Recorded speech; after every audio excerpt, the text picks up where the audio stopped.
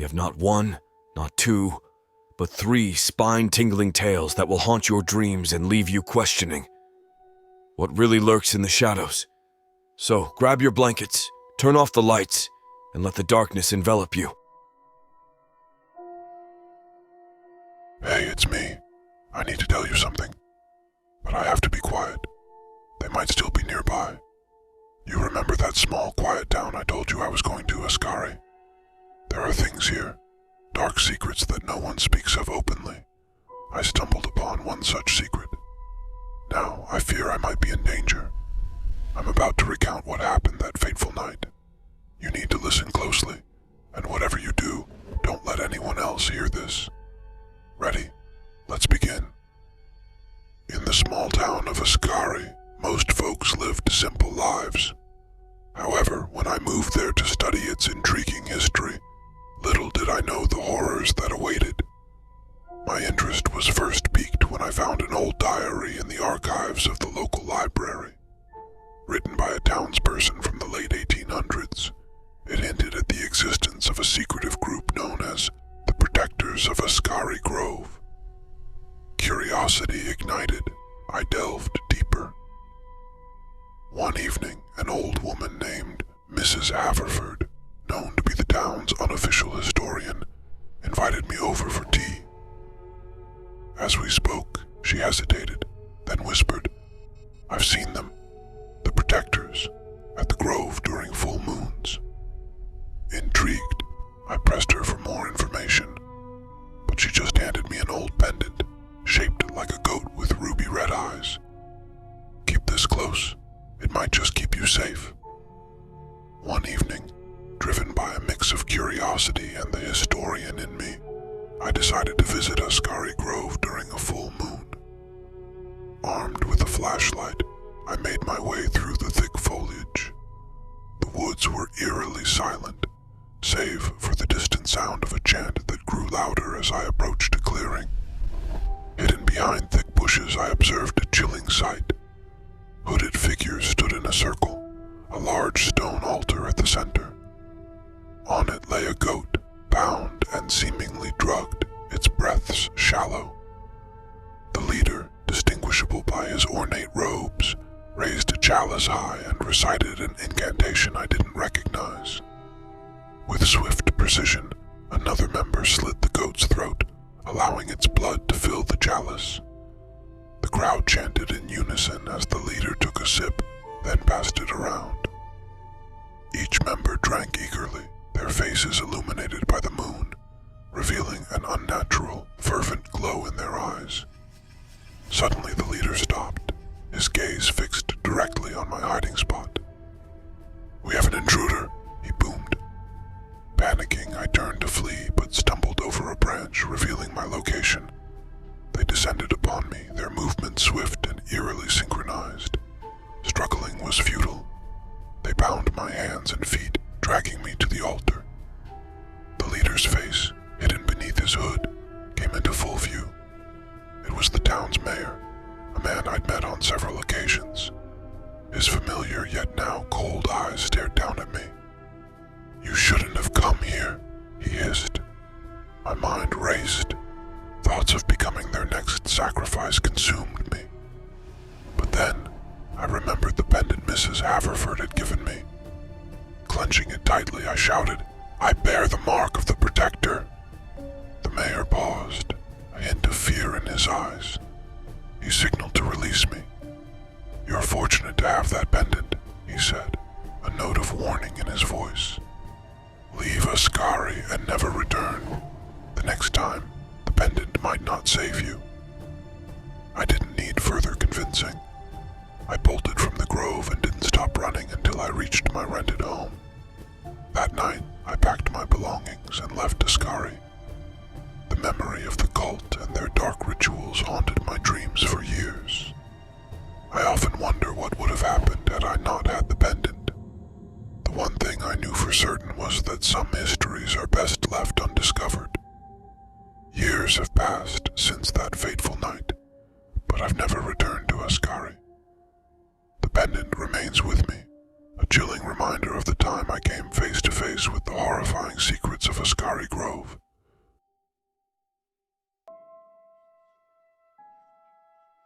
The first thing I noticed about Serenity Spa was its peculiar location.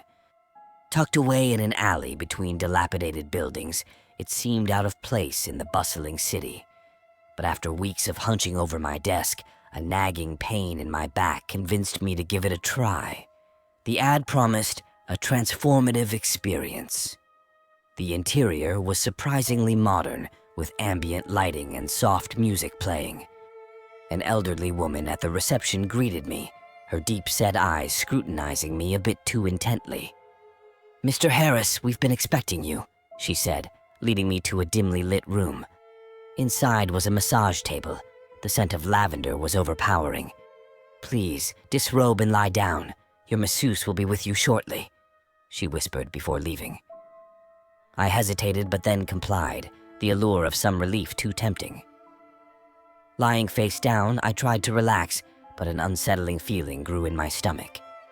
The silence was broken only by the ticking of an old wall clock.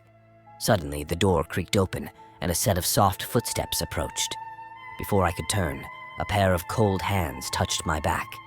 I jerked in surprise, but the hands were firm, pushing me down. The pressure was unlike anything I'd ever felt, simultaneously painful and oddly soothing. It felt as if the hands were not just massaging my flesh, but reaching deeper, probing into my very soul. The room grew colder, and the hands became more aggressive. They kneaded and pinched, and every so often, I felt what seemed like a sharp nail scratch my skin. I tried to protest, to move, but my body wouldn't respond. Panic rose as I felt trapped, unable to escape the relentless hands. Whispers echoed around the room, too low to understand but growing in urgency. The hands seemed to respond to them, pressing harder, moving faster.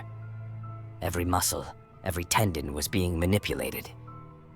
But more disturbingly, with each touch, memories surfaced, forgotten moments of shame, guilt, and regret.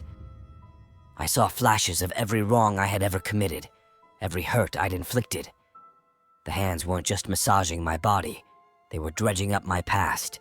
Tears streamed down my face as the intensity increased. The room seemed to close in, the shadows growing longer, the whispers louder. I felt as though the hands were trying to extract something from within me. Hours seemed to pass, or perhaps it was mere minutes. The torment felt never-ending. And then, as suddenly as they started, the hands retracted. Exhausted and shaking, I managed to turn over.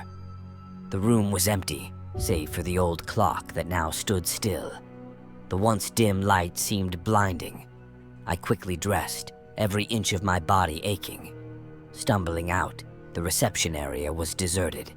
The only proof that the old woman had been there was a handwritten note on the counter. "Payment received in full."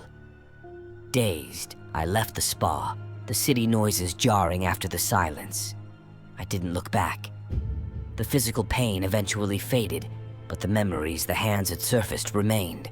Sleep became elusive, every night filled with nightmares of the spa, the cold hands and the relentless whispers.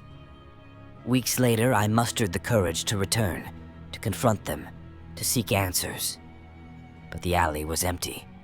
Serenity Spa was gone, as if it had never existed. Others I've spoken to have no memory of such a place, but I know it was real. I bear its scars, not just on my skin, but deep within.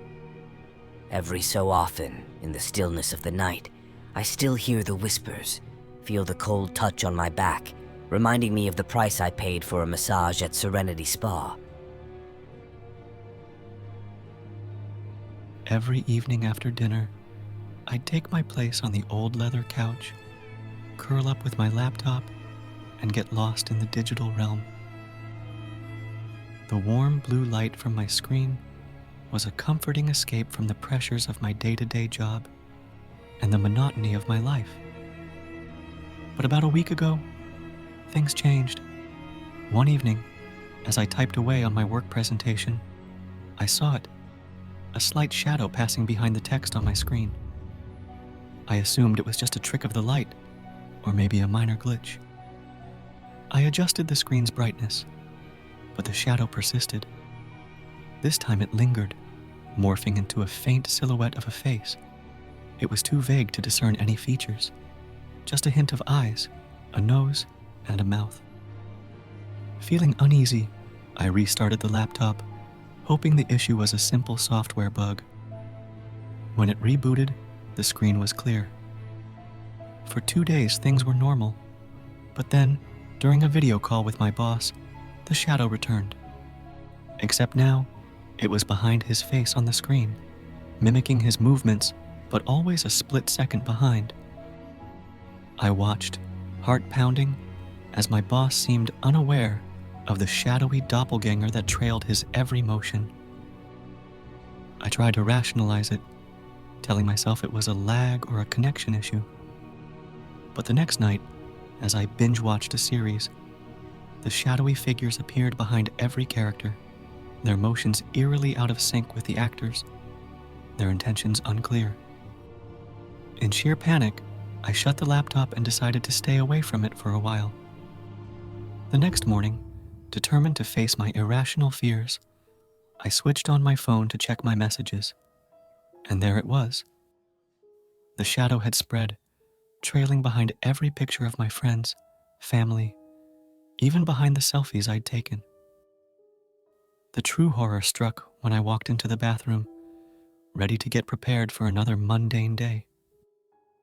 As I looked up into the mirror, a shadow trailed behind my reflection, mimicking my every move with a slight delay.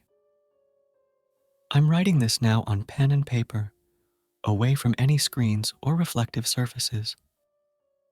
The room's lights flicker, and I can't shake off the feeling that the shadow is here, behind me, waiting. Whenever you're reading this, if you ever see a shadow in your screen or behind a reflection, know that it's spreading, and there might be no escape.